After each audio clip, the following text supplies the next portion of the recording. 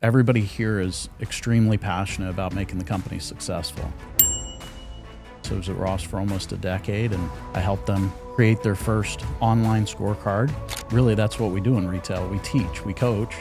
I think the two most important things in life is attitude and effort. We're really focused on how do we bring things to life in stores when we roll out new initiatives, and how do we make them sustainable so that they become a part of our culture. And so I remember my first 6 months, probably maybe my first year in off-price was, you went to come home every night and bang your head against the wall. When you come into our stores, you're going to get a better level of service. You're going to find a friendly associate, and you're going to get you're going to have people talk to you. Our associates are the face of the organization. They're the ones that are in front of the guest every day. Okay, so you moved to Florida when you were 3 years old. I did. What do you remember about that? Nothing. Yeah, I'm joking. So where are you from? You're from St. Louis? I was born in St. Louis, Missouri, so I'm a St. Louis Cardinals fan, but my family moved to Florida when I was 3 years old, so I consider myself a Florida boy. Born and raised in Altamont Springs, which is in Orlando, and I've lived in Florida most of my life, relocated a little bit in my career, so I lived in Charlotte, North Carolina for a couple of years, and then I opened the Midwest market, so I lived in Chicago for a few years as well. For Ross. Correct. Yeah. Correct. Yeah, cool. Yeah, awesome. So what was it like growing up? Were you into sports? What were you into? Yeah, I'm a big sports guy, actually. I think I played just about everything when I was a kid. So if it had a racket or a bat or a ball, I probably played it. And still big time into sports. I watch a lot of sports today and follow sports, listen to sports talk radio. So it's a hobby and a passion. Have my boys into sports. Probably the sport that I was most passionate about that I played the longest was baseball. Played it through high school, and then I played in a semi-pro league after high school. And then obviously work and school kind of took precedent. So Semi-pro. Nice, man. So you're pretty good. I was. Yeah. I was. Back in the day. What position? Center field. Okay. And yeah, I played first base, shortstop, all that as you're growing up, right? Yep. Nice. Yeah. What was your strength? I was quick. Actually, for my size, I was really fast. Okay. Yeah. Okay. Gotcha. Yeah. But I could hit. Okay. So yeah, very cool. So then what got you interested in retail as you got older? I fell into it. Okay. So I started working when I was 13 years old at actually a sports card shop, sports memorabilia. And I worked there through high school. And when I started college, I needed a job because the owner of that sports card shop had moved and shut it down. And I was driving by Circuit City and saw a sign out front that said they were hiring for the warehouse. And so I went inside and applied, and they didn't want to put me into the warehouse. They ended up putting me in sales. So that was my job through college. I was pretty good at it. They tried to talk me into going into management for a couple of years, and I was young and going to school, and I didn't think retail was going to be my career at that point in my life. And as I was finishing school, I woke up one day and realized I knew a whole heck of a lot about the company, and maybe I should pursue it. And here I am, many years later, and glad I did. But growing up, I always wanted to be a teacher. I wanted to be a PE teacher, and I wanted to coach baseball. And the interesting thing about that is I fell into retail, and really that's what we do in retail. We teach, we coach. So we are teachers, right? We're just teaching in a different way. So, but that's I think one of the reasons why I'm so passionate about what I do today. Yeah, how is that being a part of a team and being there for your teammates? How like that component of sports? How has that influenced your ability to be a great leader within business? Huge for sure. And with our two boys, I've instilled those same things in them. So I always told them they could play any sport they want, but they have to play a sport. So they get to pick. I'm not going to pick it for them, and it's whatever they're passionate about. And they tried a lot of different sports through their childhood till they found one that they really liked. But, I did that for the same reason, right? It's important to learn how to be coached. It's important to learn how to take feedback. It's important to learn how to be a great teammate, and to be contributing towards team success, not just individual success. And so those were a lot of lessons. Certainly I learned from sports, all sports, but, baseball in particular for sure. So I think it's extremely important. I think it conveys into not just the business world, but anything you do in life. So where'd you go to school? Seminole State. Okay. All right. All right. Cool.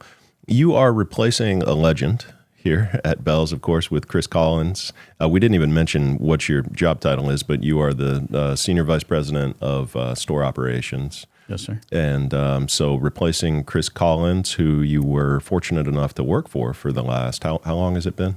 Almost 2 years. 2 years, yeah. So Chris had a great 39 and a half year career here. Most people round up to 40. I'm more of a, but what has that been like? What has it been like going from VP reporting to Chris, learning from Chris, and then ultimately, stepping into his shoes? Yeah. Which I think he wears size 14, so maybe not his shoes exactly. Yeah, when I'm in stores, when I find a large pair of shoes, I take a picture and text it to him so he can see them. But perfect. Yeah, Chris is amazing. Chris is a legend. One of his favorite words was legendary, and it's interesting because I think it applies to him more than it does what he puts it towards. So yeah, big shoes to fill for sure. Chris built the foundation for stores in this organization. And I think more importantly, he carried the culture of the organization and the values and instilled those into the leaders that worked for him. And so I have a ton of respect for Chris. I have a lot of love for Chris. I still talk to him, miss him. We talk about him often. So yeah, it's great. But Chris is a terrific guy. How many total people in your pyramid, in your area of responsibility within all the stores? Yeah, we've got over 10,000 employees. Yeah. So. Yeah. So what is that like to, you're talking about Chris and being the ambassador of the culture and really being a person who's, able to, for decades was able to kind of, maintain that culture and sort of, it's as much of anything. It's like the dynamic between corporate and stores has to be a positive one. We respect all that the stores are doing, and the stores, have to have a great relationship with corporate as well. What has that been like to kind of take over that baton and to try to, it's early, obviously. You've just kind of started doing it, but where do you see kind of the challenges, and what has that process been like for you so far? I think it's been great. We have some terrific partners at the corporate office, and everybody here is extremely passionate about making the company successful. And so when you have great people in an organization, it makes it a whole lot easier. I think for me, one of the priorities is that we're giving those partners the same level of partnership that they're giving us. And so that's extremely important to me. No organizations are perfect, and no people are perfect, right? Yep. And but if we're all here trying to make it better every day, then we all win together. And so I would say that's certainly been a priority for me is how we interact with the other departments and how we communicate with them and how we're all here in it together trying to make this place better for all of our guests and for all of our associates. So what have been some of the bigger initiatives that you've been working on as you've kind of stepped into the role? Yeah, I think we've got a ton of terrific work to do. We've got a foundation. 110 years we're celebrating this year, so the foundation of the organization is there, and we've got a lot of terrific people in the organization as well. So extremely fortunate to take over something that's not broken. Yeah, right. We're not broken. We're in a great position, but there's things we can do to be better. And there's things as we look towards our growth in the future that we can be better at. And so we're working on a lot of exciting things. We're from a store operations perspective here at corporate, we're really focused on being a lot more strategic in how we approach things and how we cascade things to the organization and what our communication looks like and our cadence. So we're really focused on how do we bring things to life in stores when we roll out new initiatives, and how do we make them sustainable, so that they become a part of our culture.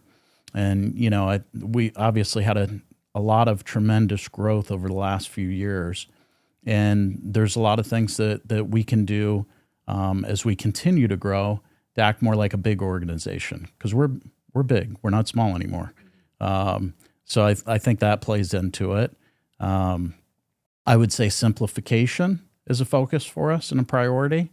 So when you're a 110-year-old company, there's a lot of things that are layered in over the years, and so we're looking for opportunities to simplify our business and the processes and everything that we do.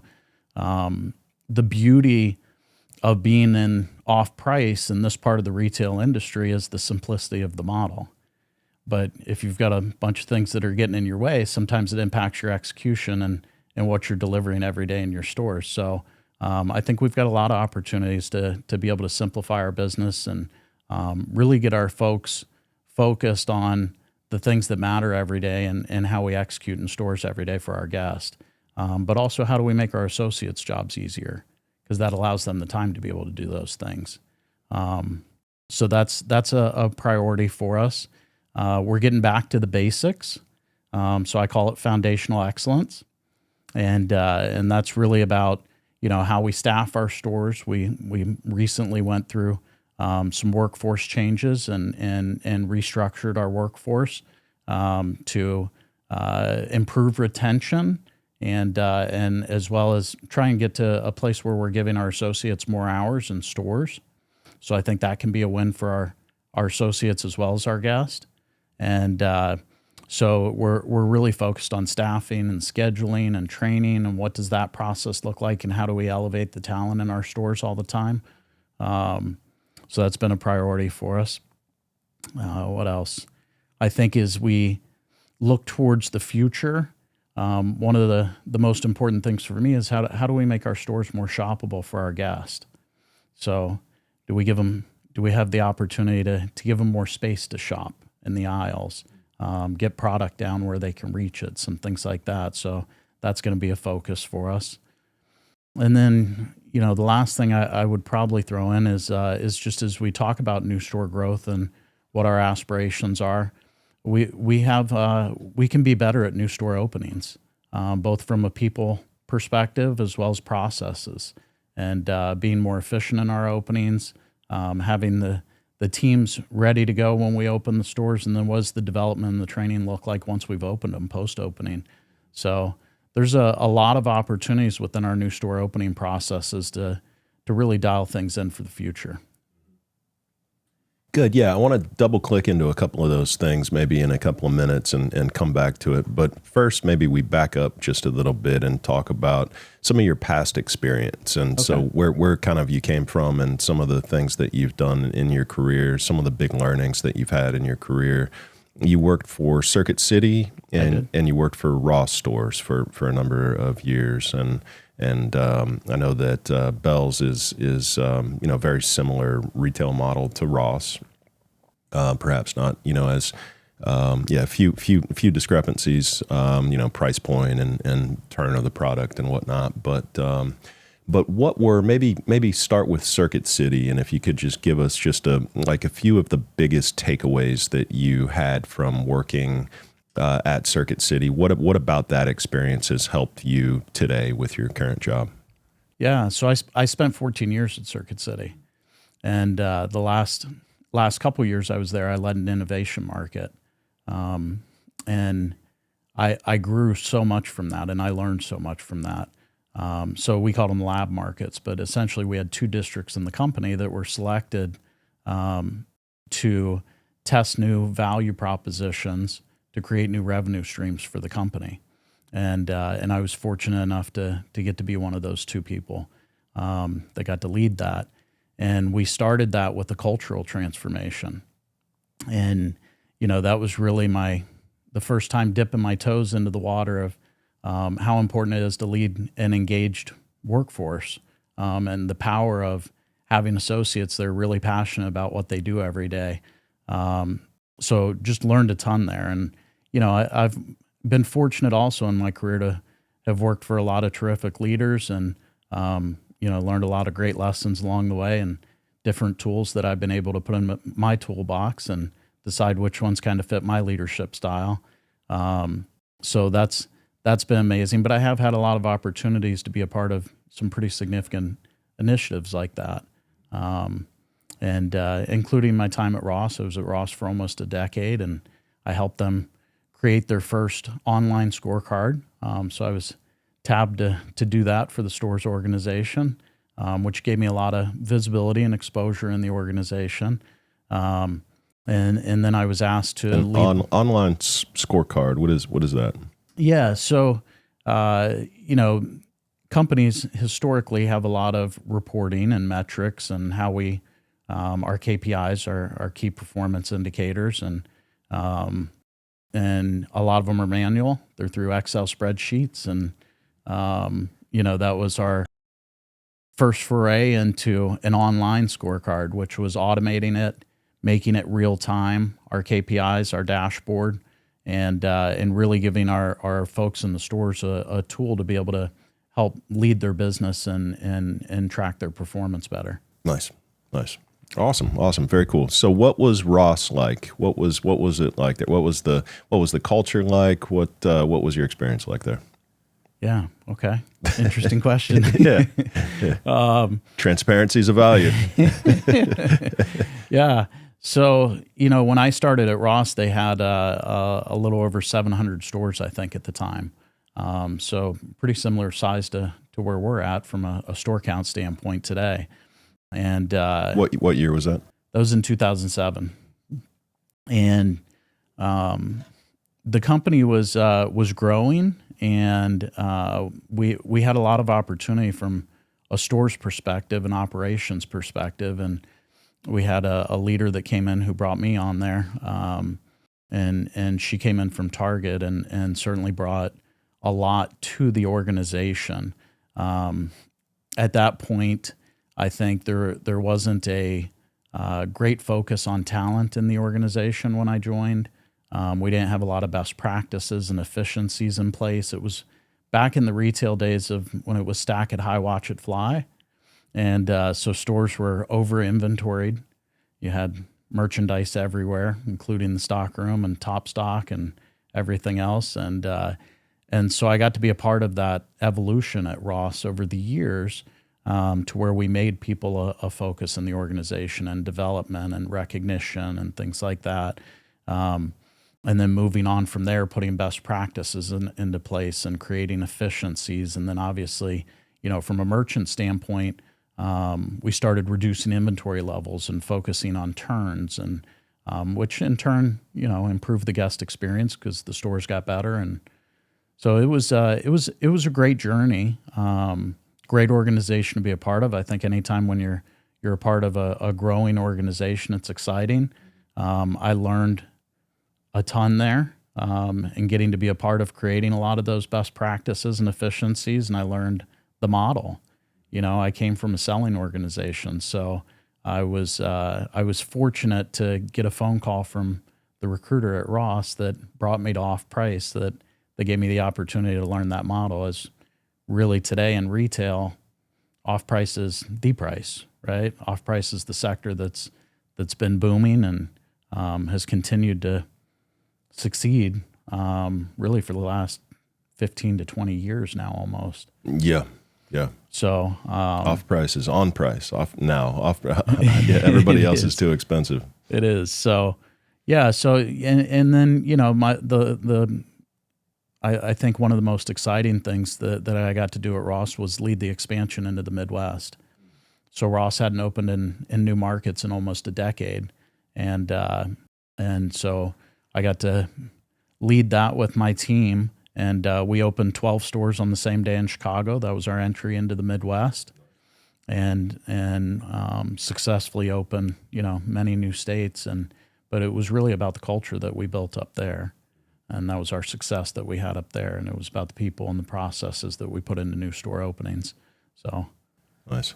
And what about that experience and the culture and all the things that you learned about that model and Off Price kind of helped you as you came and saw opportunity within Bealls with a little B? Yeah, I think it's listen, when I transitioned into off price, it was tough. Yeah. Learning off price and trying to do the things that made you successful in your past and putting those into place in off price and seeing them not work is really frustrating and challenging. And so I remember my first 6 months to probably maybe my first year in off price was, you wanted to come home every night and bang your head against the wall because you were trying to do things that just didn't work. And when you finally trust the model and you're true to the model and you stick to the simplicity of it, is when you see the most success.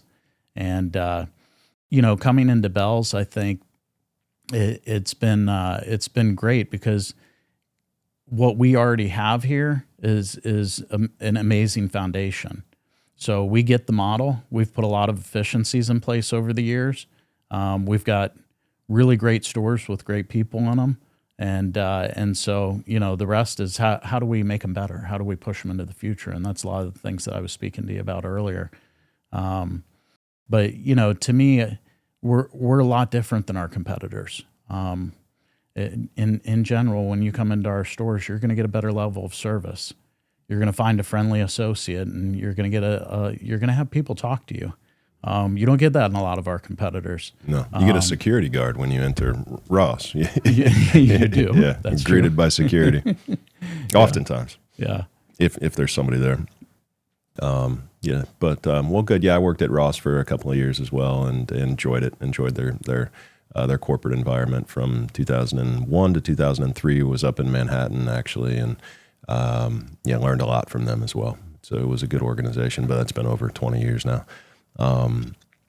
Well, good. Yeah. What do you see as our biggest opportunity? What's the, if you had to pick out one single thing that you think that we could do better, that could make a really big difference, that we need to work on, over time or immediately or whatever it is, but what do you see as our biggest opportunity?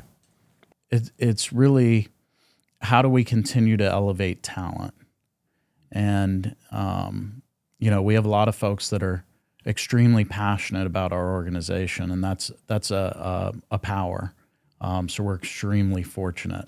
And so how do we continue to develop those folks and help them grow? And, our aspirations are to open a lot more stores per year and to continue to grow into the future. And so that requires people. And so, I think that's probably our biggest opportunity is how do we continue to make that a priority and continue to focus on talent. And, it's one of the things that out of every place I've worked in my career, this is the most special place. And it's because there's a lot of companies that have values up on the wall. There's a lot of companies that talk about making people a focus and a priority.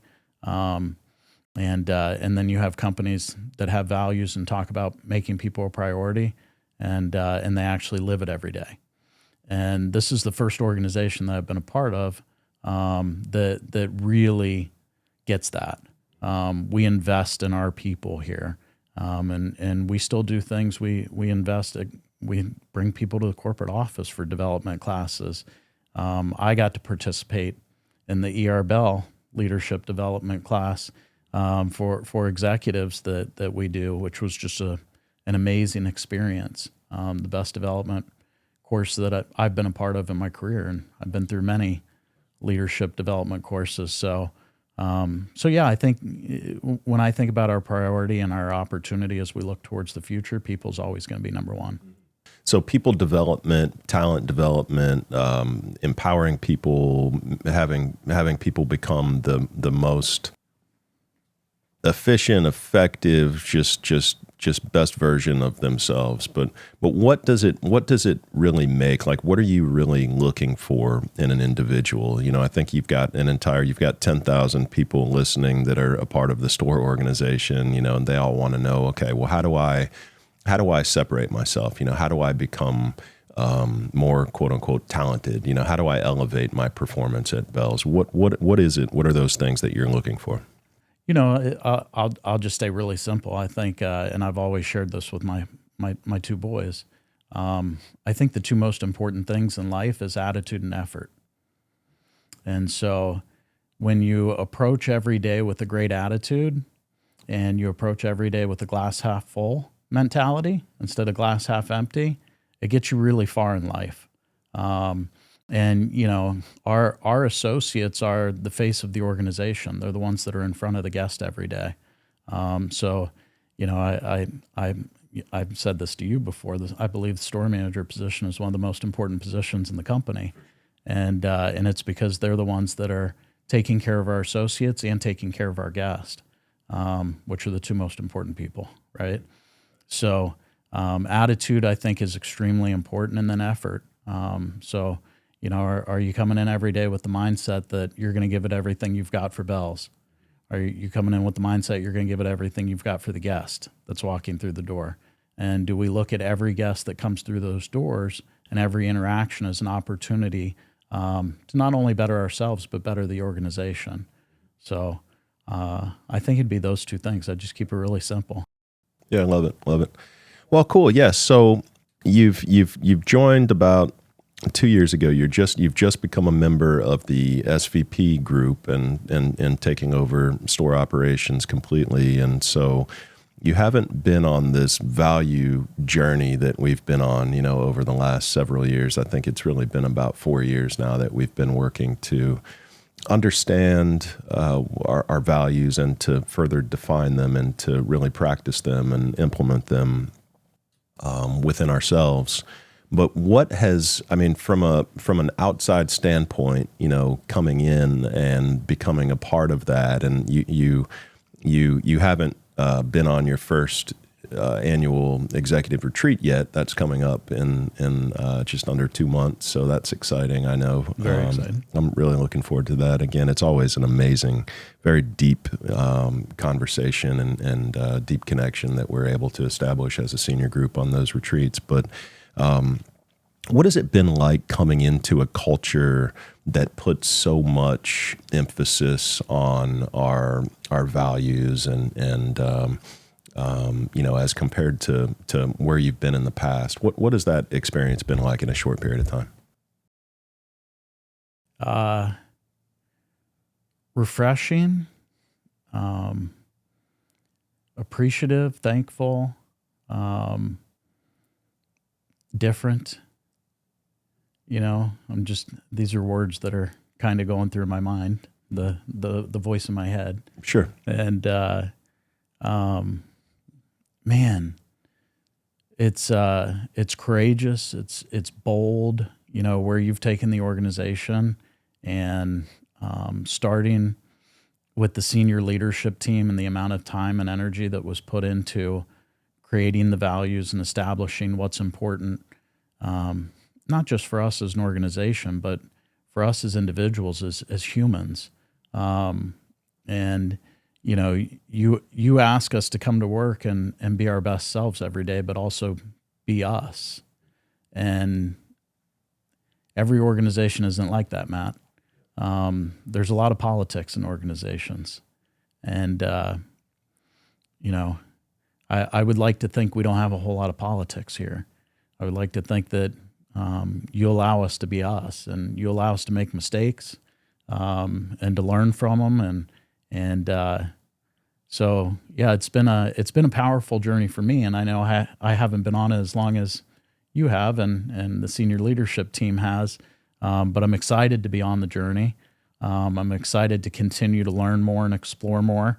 You know, reading the books that I've read so far and learning what I have about the values has really challenged me to think differently. And when I say that, I don't just mean from a professional standpoint. I mean from a personal standpoint.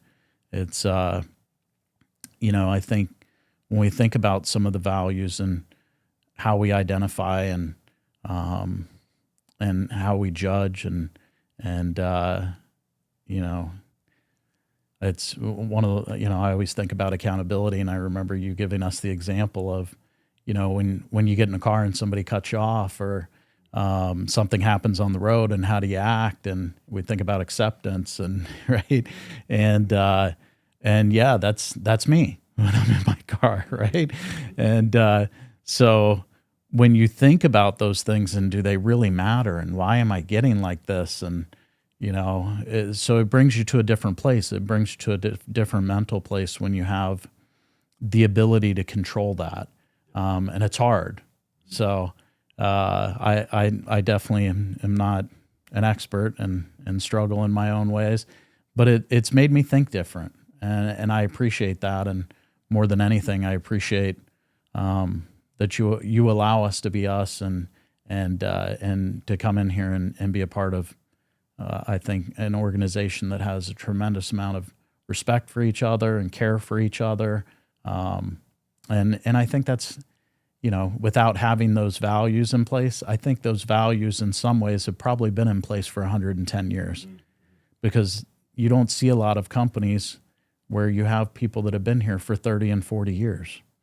Chris Collins, 39 and a half years, right? My boss, over 30 years today. Yeah, for sure. Yeah, you touched on a couple of the values, and one being authenticity, and another being accountability, and another being acceptance, and so yeah, those are all, the three A's are pretty critical for us. And when you think about authenticity, you're being yourself, being your true self, but finding out who your true self is part of that practice and journey and understanding of, who am I? What am I? Which is this really my true self, or is this my movie character? Is this me within the matrix, or is this who I really am? And finding that true self is part of the joy of life, really, and connecting with that just really enhances the life experience, the human experience. So it's a critical. That's why we start with authenticity. Used to be alphabetical, but now authenticity is really the number one value. But yeah, they've made a big impact, I know, on a lot of people throughout the organization. Just talking to people, I mean, a lot of emotional conversations that I've had kind of behind the scenes with a lot of people throughout the organization that have just, that it's changed their lives like in a significant way. And it's not something that they talk about not necessarily all that often, but just helping them deal with life situations and the way that they see things, and just, the way that they carry themselves, and, deal with difficult stuff that's going to happen, throughout life. So yeah, it's been fun. It's been a really cool exploration and learning and understanding, and we'll again dive very deep into them at this year's offsite retreat in a couple of months. So looking forward to that, and I'll do some podcasting on that, and some discussions on that, just to let people know, kind of what came from that, and what we learned and what we talked about. So very much looking forward to those conversations again annually. They're always really enlightening. So what has it been like with the rebranding situation between Bealls and Bealls Florida? What do you think the guest reaction has been to that? I mean, there's always been a certain level of confusion for the guest, between Bealls department stores and Bealls Outlet and Burke's Outlet, and what's the difference between Bealls Outlet and Burke's Outlet? What's the difference between Bealls Outlet and Bealls department stores or Bealls stores? So what has this rebranding been like? Where do we still have opportunity to reduce confusion and to kind of let people know sort of the difference in who we are by chain? I think the rebranding was a win for us as an organization. First of all, aligning the outlet stores, to your point, right? We had different brands out there, and now they're all Bealls across 22 states in the country. So I think that was a huge win for us. It's a huge win, yeah. And it's also very exciting. And I also like that we dropped the outlet part of the name. I think outlet carries a stigma, and a lot of people think that it's secondhand merchandise, or maybe it's merchandise that's left over or clearance coming from your other stores. And we're not. Bealls is the same as all of our competitors out there. As a matter of fact, I think our value proposition is equally, if not better, than our competitors that are out there. And we've got really great brands in our stores at amazing prices. I think our stores are much cleaner, and and we've got friendly associates. So I think we're different, and I think getting all of the stores under that same banner really helps us.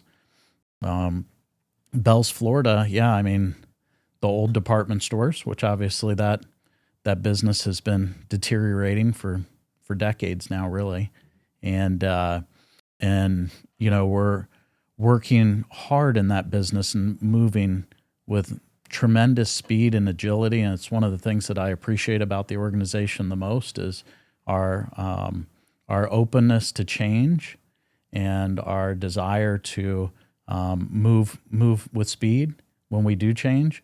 And it's one of the other nice things about the company. There's not a whole lot of layers to be able to move fast. So we do have that ability to do that. And Bealls, Florida, we've been focused on transitioning to an off-price model, similar to Bealls, but different, right? So our goal is to provide great value to our guest every day. So we're transitioning it to the off-price model. Our tickets now have compare at and savings prices, and we have great values every day for our guests. So in the past, we had that high-low model where you had to wait for a sale to come in and buy your merchandise if you wanted to get it at a great price. And if it wasn't on sale, you were paying more. So from a guest perspective, it's tremendous. We're giving our guests the ability to shop every day at everyday great prices. And, the nice thing about Bealls, Florida is that it's unique. There's no other retailer that does what Bealls, Florida does. We serve the Florida consumer better than any other retailer, and we show the Florida lifestyle. Our motto is "Live Life Local," and I think our stores represent that. So I think the branding has been great. I think there's probably still some confusion out there from a guest perspective on the difference between Bealls and Bealls, Florida. And I think it takes time. I don't think that happens overnight. You rebrand an organization. I don't think they see a new sign up. They see a different name, but they don't know what's changed. And so I think that's going to take a little bit of time. But I think we're getting there, and I think our associates do a really great job of articulating that to our guests, what the difference is between the brands. Yeah, agreed. Good. Okay, well, what did we miss? Anything else on your mind? It's been a great conversation. It's been great to kind of catch up with you and learn from you and understand what you're working on and what you're excited about. But what if anything have we missed?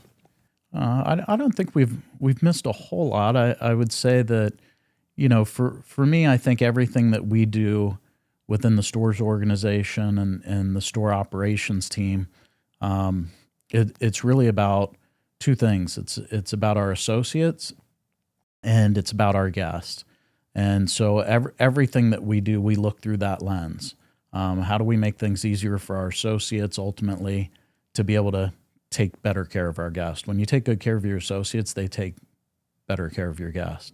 And that's really what our goal is here at Bealls, right? We want to provide a unique shopping experience, a friendly shopping experience, something that's different than a lot of the off-price competitors that you walk into, and you're lucky if you talk to an associate or if anybody says hi to you or thank you.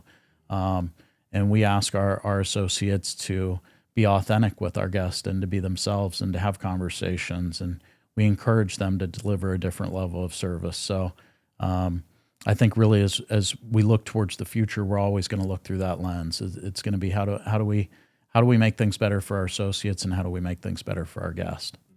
Yeah, love it.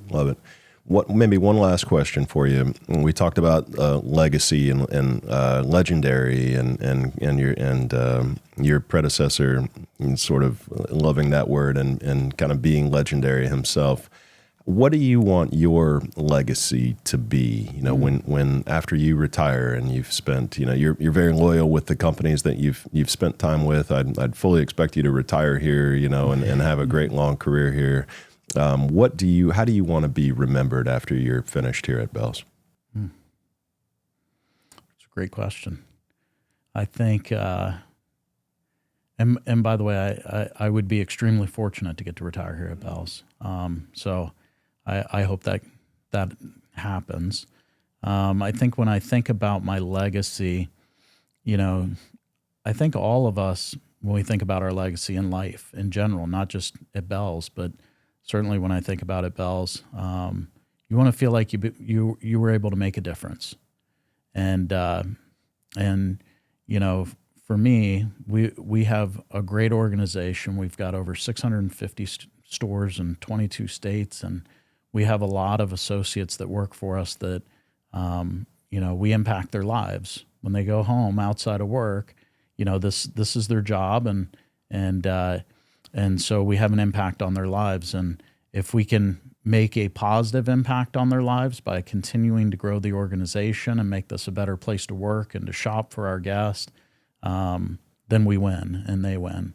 And so I think that's the goal. How do we do that? And so I guess that's what I would say. If I'm going to leave a legacy, I hope to be able to be a part of that story, a chapter in that book that's helped Bealls continue to grow and continue to carry on the culture and the tradition and the legacy that your family's had here for 110 years. Cool.